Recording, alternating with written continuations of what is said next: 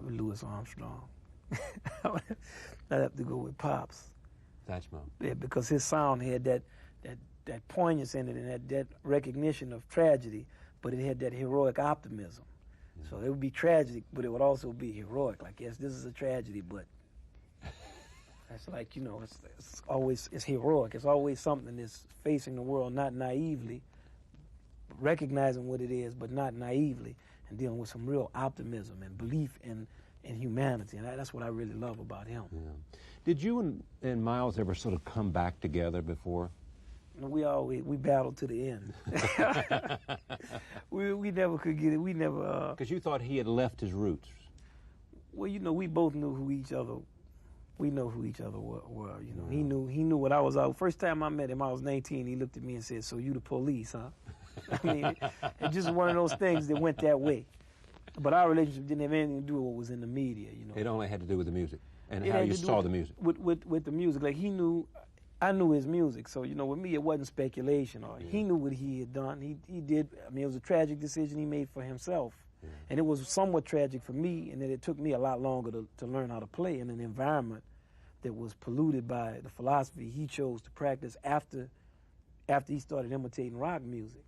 So he knew all of that, and I knew it. But the only thing I regret about the relationship I had with him is that I never really got the opportunity to learn from him like I wanted, because he wouldn't teach me he wouldn't do that. What he had to give to you, he didn't want to give to you because he was somewhere else. Yeah, well, not because he was somewhere else, just out of meanness, I think. You know, he just wouldn't do. Like once I called him at the Mayflower Hotel every day, and he told me to call him, so I would call him every day. But he was funny, and I'll say that about him. So like the third day I called him, it was a Wednesday. Every day in 1 week I called him.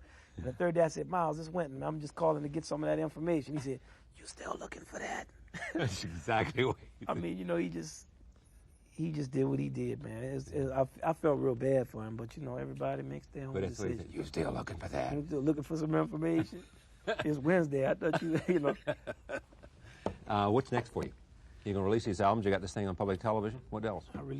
I have a ballet that I wrote for Garth Fagan. Yeah. And we did it at the Brooklyn Academy of Music, and we're gonna release that on a record. It's about 2 hours long, and I have a 26-hour radio show on National Public Radio that we're going to be producing this year.